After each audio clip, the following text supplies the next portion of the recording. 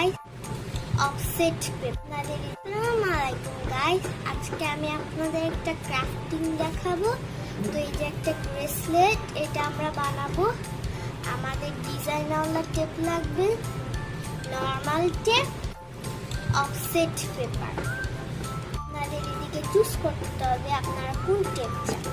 তো আমি tape choose করেছি যেহেতু এখানে একটা ডিজাইন অলরেডি দেওয়াই আছে। এটা তো চলো না দেখি। তো আপনার হাতের মাপটা নিতে হবে, আগে কেটে নিই। এবার আপনি দিন।